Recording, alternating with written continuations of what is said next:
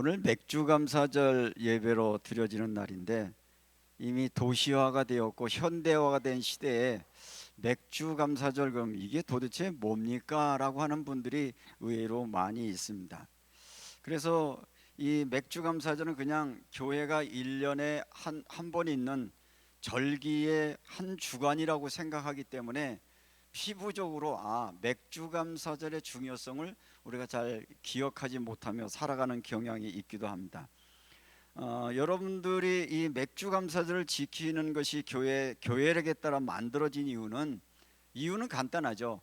은혜를 잊지 말아라, 기억해라 그런 거야. 하나님이 여기까지 인도해 주셨음을 잊지 말고 살아라 라고 하는 교훈이 오늘 맥주감사절의 의미인데, 예를 들면 혹시 여러분들이 결혼하신 분들은 기념일 중에 어떤 기념일이 가장 큽니까? 결혼 기념일 아니겠어요? 그러면 여러분 결혼 기념일을 기억해 주면 고마운가요? 안 고마운가요? 왜 고마운 거죠?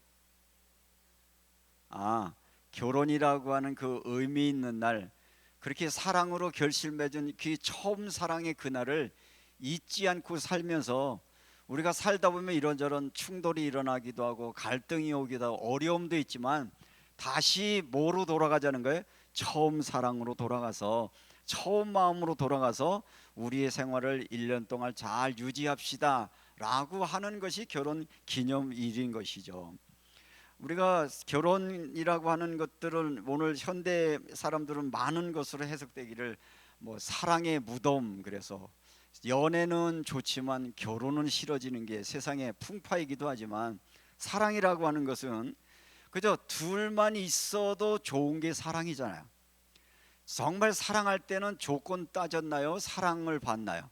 정말 사랑에 빠질 상태는요, 조건과 환경과 상관없이 그저 함께 하는 것 자체가 행복했고 그것이 기쁨이었던 것이 바로 사랑의 마음이었던 것인데, 그래서 우리가 기념일을 하는 것은 지난날도 행복했던 시간들을 추억하고 떠올리면서 또 우리 앞에 있는 여러 가지 과정들, 장애들, 어려움들을 이겨나가는데 새 힘을 얻는 것이 기념일이라고 하면, 1년에 한 번 있는 이 맥주감사절에 여러분들에게 받을 은혜는 모든 것이 하나님의 은혜였구나. 아까 우리가 예배 전 찬양 부르는 찬양곡 누가 선정하셨는지 제 마음하고 뭔가 마음이 통했던 것 같아요. 모든 것이 은혜였다. 내가 태어나면서 여기까지 살아가는 것, 숨 쉬며 찬양하며 나가는 이 모든 것이 은혜였습니다라고 고백할 때 우리의 마음속에 뭐가 생겨요? 감사와 기쁨과, 그리고 또 살아야 되는 의욕들이 생겨나는 그런 은혜를 부어준다는 것이죠. 맥주감사절을 준비하면서 오늘 앞에 강대상에 제가 복숭아를 한 바구니를 담아놨는데, 사실은 우리 교회 뒷공간에 버려진 공간이 좀 있어서 이 공간을 좀 어떻게 좀 잘 활용해 볼까 하는 마음으로 거기에 별로 필요 없는 나무 잘라버리고, 나무를 자르고 보니까 바닥이 거의 돌바닥이더라고요. 그래서 그걸 꽃갱이로 다 쪼고 깨서 흙으로 만드는 한 2년쯤 걸렸던 것 같아요. 그냥 되어진 게 아니라 한 2년쯤 걸려서 조그만 밭을 만들고, 한 4년 전에 화원시장에 가면 재래시장이 있거든요. 거기서 3,000원짜리 천도복숭아 한 그루를 사서 심었어요. 그 심어놨는데 심어놓고 보니까 뭐가 왔어요?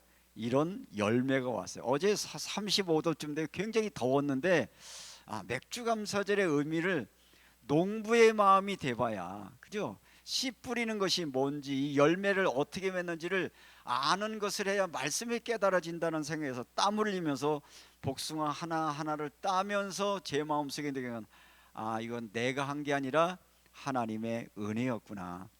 지난 시간 우리가 6개월 동안 시간 지났는데, 그 텅 빈 그 가지에 조그만 싹이 나고 그것이 자라고 꽃이 피고 열매가 맺고 이 과실이 오기까지 제가 할 수 있었던 것은 조그만 수고였죠. 가끔 약 한 번씩 치워주고 퇴비 주고 그 정도인데, 결국은 이 모든 걸 잘하게 하시는 분은 누구냐? 자연이고, 자연을 이 땅에 우리에게 주신 하나님의 은혜였다는 것이 농부의 입장에 서 보니까 이 하나의 이 열매가 어떻게 자라는 과정을 보고 나니까 결론은 뭐라고 말하는 거예요? 하나님의 은혜였습니다. 이렇게 고백할 수밖에 없는 것이어서 오늘 이 맥주감사절 예배를 드리고 나면 여러분들이 하나씩 이제 맛보실 텐데, 농부의 기쁨은 그런 거예요. 수확이 얻어지면 이거 한 박스 따가지고 가을이한테 보내줬거든요. 근데 우리 손녀딸이 이 아직 어린데 복숭아를 너무 좋아하는 거야. 그러니까 할아버지의 마음은 땀을 뻘뻘 흘리고 이걸 키웠지만 이 열매가 이걸 먹는 아이들의 환한 모습, 뭔가 그거 보고 기뻐하는 모습 생각하니까 땀 흘리고 수고하면서 기꺼이 그 일을 감당하는 걸 보면서 농부의 마음이 돼 보면 맥주 감사절을 왜 지키라고 했는지 조금 이해를 경험할 수 있었고 감동을 경험하면서 오늘 말씀을 준비를 했습니다. 그래서 이렇게 아름다운 결실 열매가 있으려고 하나님의 은혜를 알려고 하면 오늘 성경 본문에서는 뭘 말씀하면 너희 마음의 정원을 어떻게 하느냐에 따라서 하나님의 말씀이 30배, 60배, 100배 결실하는 것인데, 이것들을 이해를 돕기 위해서 예수님은 말씀 증거하실 때 주로 사용하시는 것이 비유로 말씀하시는 거예요. 여러분들이 성경을 읽다 보면 비유가 참 많이 나와요. 많은 분들이 묻습니다. 왜 예수님은 자꾸 비유로 얘기를 하십니까? 직설적으로 얘기하면 더 좋을 텐데. 그런데 이 말씀을 증거하면서 예수님은 어떤 사람은 말씀을 전해도 깨닫는 사람이 있고 깨닫지 못하는 사람이 있다. 깨달은 사람은 천국을 맛보지만 깨닫지 못한 사람은 가치 없는 것을 그냥 버려버리는 것인데, 그와 같은 마음의 상태를 이해를 돕기 위해서 비유로 말씀해 주고 있다는 것이죠. 그래서 이 비유의 말씀은 예수님의 말씀을 준비시키고 마음을 열어 깨닫게 하시고, 깨닫게 하신 그 하나님의 말씀이 그의 마음속에 잘 자라는 옥토가 되게 하시는 의도가 오늘 본문의 말씀이어서, 이미 잘 알고 있는 내용의 말씀입니다만 본문의 말씀을 통해서 씨 뿌리는 비유를 통해서 우리 맥주 감사절의 의미를 한번 되새겨보는 말씀으로 함께 나누려고 합니다. 오늘 이 본문의 말씀을 읽으시면서 여러분들이 좀 눈여겨보셔야 될 것은 네 가지 종류의 밭이 있다는 거야. 이게 마음 상태가 네 가지가 있다는 것인데, 그런데 씨는 몇 가지인가요? 씨는 하나고 마음의 밭 종류는 네 종류라는 것을 성경이 분명히 말하고 있습니다.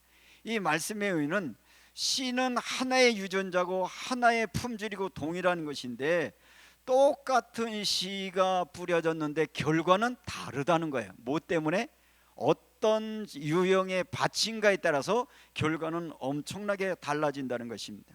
씨 뿌리는 사람은 한 사람이고 동일한 농부인데 길과 돌자 가시밭에 떨어진 씨앗은 열매를 맺지 못하고, 잘 옥토처럼 잘 다져진 그 옥토의 마음 있는 사람은 30배, 60배 열매를 맺는다라고 하는 의미를 말씀해 주고 있습니다. 이 의미는 이런 뜻입니다. 매주일마다 김 목사가 설교를 합니다. 설교를 하는데 설교를 듣는 사람에 따라서 그것은 각각 다른 영향으로 나타나기 시작을 합니다.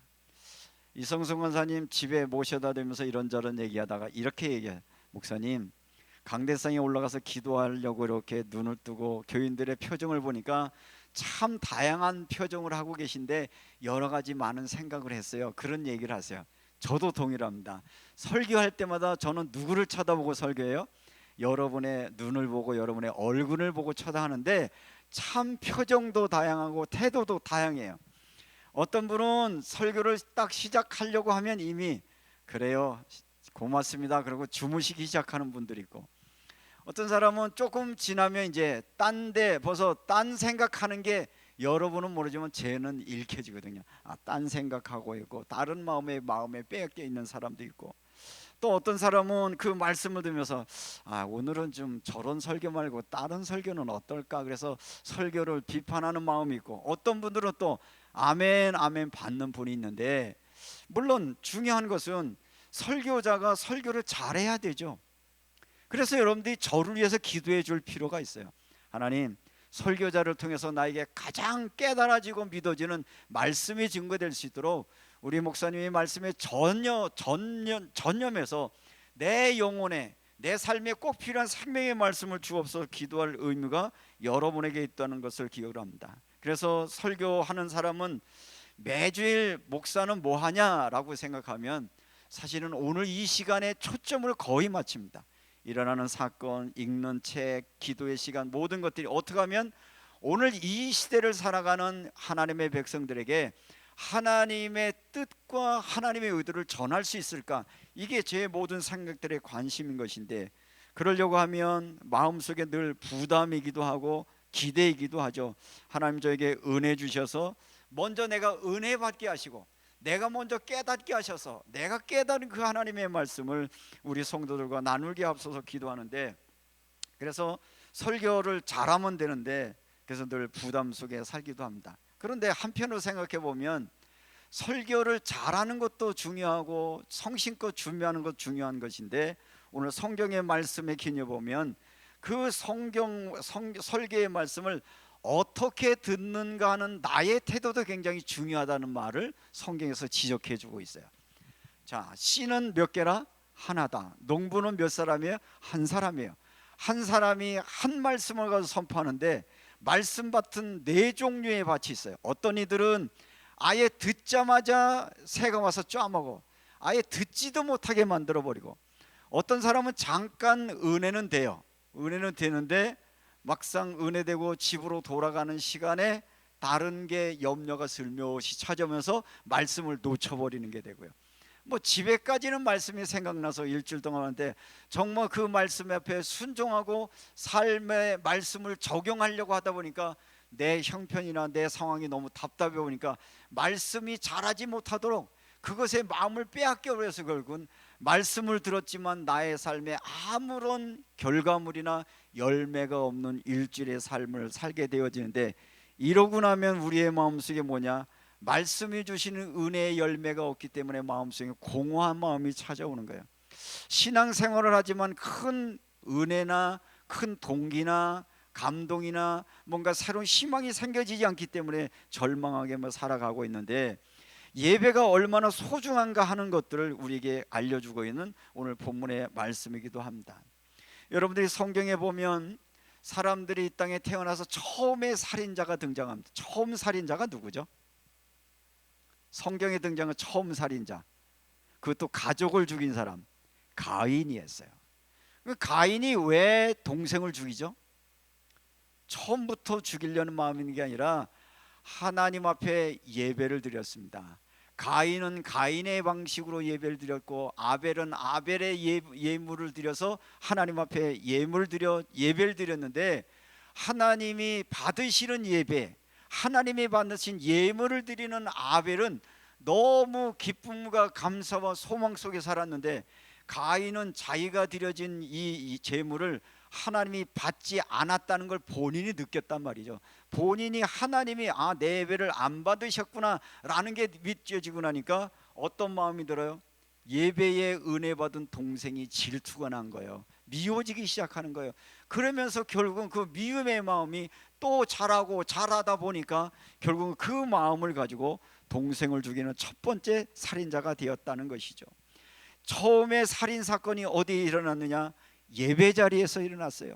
예배에 실패한 자에게 나타나는 것이 살인의 모습이고, 이것은 어쩌면 교회에서도 진정한 복음의 은혜를 받지 못하면 똑같은 현상이 일어나고 있는데, 한때 한국 땅에 분노와 폭력과 원망과 비난에 가장 앞장섰던 사람들, 나름대로는 종교성으로 열심히 했지만 제가 보기에는 은혜 받지 못한 결과물이었습니다. 십자가의 사랑의 은혜가 담겨지지 않고 하나님의 사랑의 은혜가 풍겨지지 않으니까 예배라는 형식을 갖고 있고 찬양이라는 형식을 하지만 그 안에는 분노와 원망과 비난과 사람들을 여러 가지 고통스럽게 하는 그런 것에 빠졌던 시대의 모습을 보면서, 오늘 이 맥주 감사제를 드리는 사랑하는 성도 여러분, 여러분의 마음이 옥토의 밭이 되셔서 하나님의 말씀을 들을 때 그 말씀이 깨달아지고 믿어지고 은혜가 되어서 말씀이 여러분들의 풍성한 열매가 나타나는 주인공 되어지시기를 주님의 이름으로 축복합니다.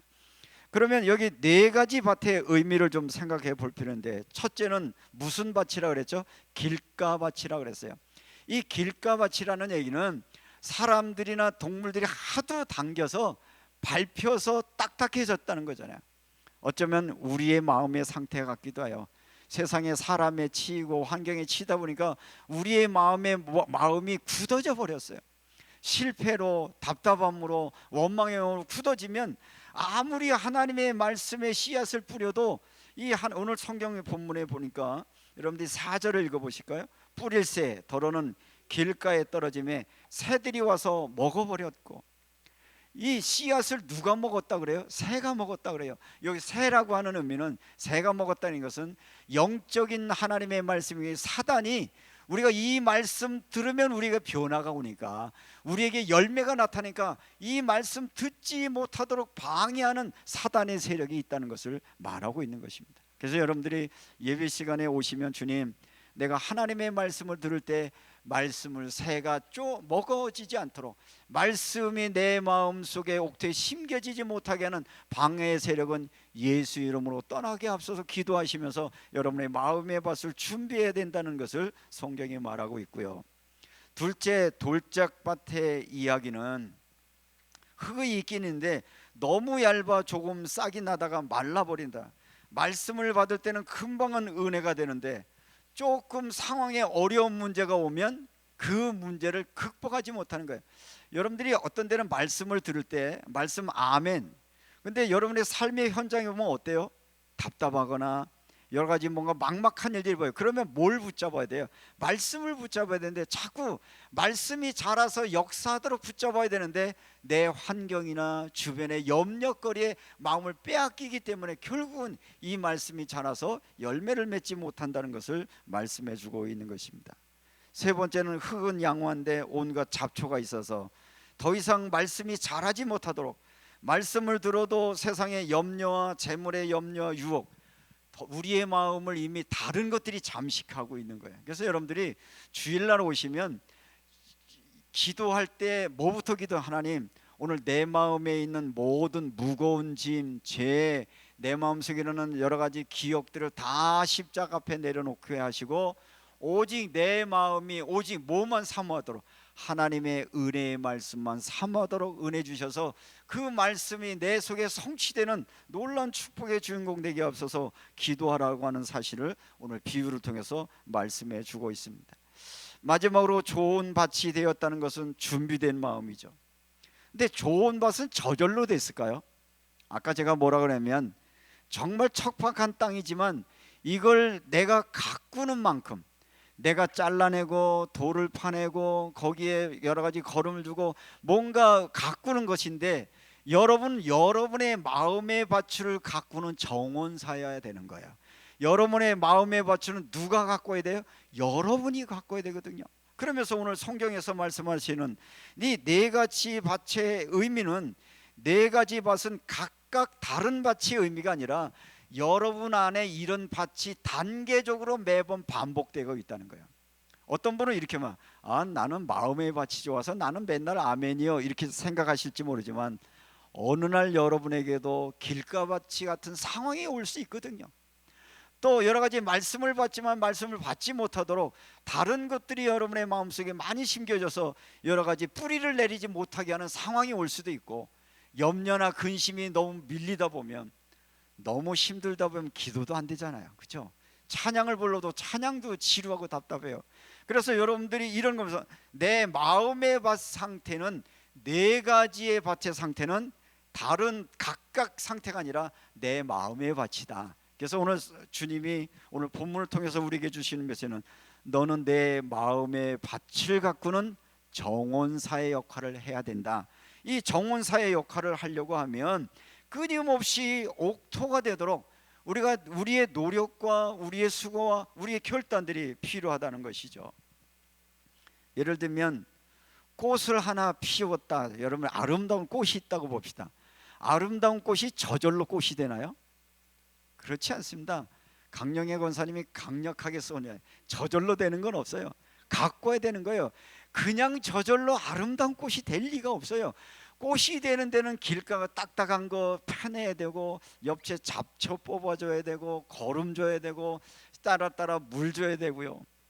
요즘 하도 더워서 교회 오면 제가 하는 일이 뭔지 아세요? 우리 권사님 명령을 받아가지고 말랐나 보고 물 줘야 되고 잡초. 그러니까 여러분 보시기에 주일날 오면 화초들이 싱싱하네. 저절로 싱싱하지 않아요. 가꿔야 돼요.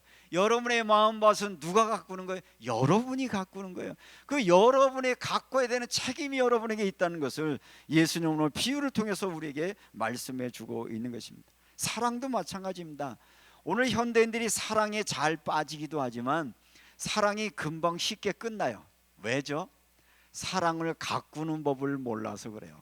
사랑은 저절로 되지 않아요. 사랑도 마찬가지예요. 사랑에는 헌신이 필요합니다. 기다림이 필요합니다. 뭔가 거기에 양분이 필요하고 뭔가 애씀이 필요한 것인데, 사랑은 무조건 좋은 것이 아니라 사랑에는 헌신과 눈물과, 그래서 어떤 대중가의 가사 노래에 보면 사랑은 눈물의 씨앗이라고 말하잖아요. 저절로 되는 게 없습니다. 그런 과정을 겪어서, 그러니까 여러분들이 사랑을 계속 유지하고 싶으면 사랑의 유지를 위한 헌신과 수고가 있는 것처럼, 여러분 안에 하나님의 말씀이 뿌리 내리고 그것이 자라 열매 맺기를 원하면 여러분의 마음의 밭을 가꾸는 그런 은혜가 여러분에게 있기를 주님의 이름으로 축복합니다. 이렇게 내 마음의 길가 같은 밭을 깨닫고 발견할 수 있는 것, 어느 시간에 뭐냐, 기도 시간에 나의 영적 상태를 진단할 때, 내 마음이 길가밭이 되었구나. 내 마음이 너무 다른 말씀이 뿌리를 내리지 못하게 하는 상황이 되었구나. 내가 너무 세상의 염려에 빠져서 말씀이 내게 역사가 일어나지 않는구나. 지금 내가 은혜 온 것은 내 마음이 옥토였네. 여러분들 이런 여러분의 영적 상태를 자각할 수 있는 시간이 어느 때냐? 기도의 시간이고요. 그것에 대한 감동들을 테스트할 수 있는 방법이, 여러분들이 혼자 찬송해 보면 여러분의 마음의 밭의 상태를 어느 정도 진단할 수 있을 거예요. 여러분들이 주중에 가끔 찬양을 하시나요? 찬양의 은혜가 되시나요? 그러면 마음밭이 옥토로 바뀌기 시작을 합니다. 저절로 은혜가 임해야, 그래 비가 내려야 옥토는 것처럼 뭔가 주중에 여러분들이 하나님의 은혜를, 아까 불렀던 찬양의 말씀은 하나님의 말씀은 생명의 말씀이라, 광야 같은 세상의 길을 잃고 방황할 때 절만 중에 빠진 이 몸 하나님이 보아사 새 생명이 솟아나와 새 힘이 넘칩니다.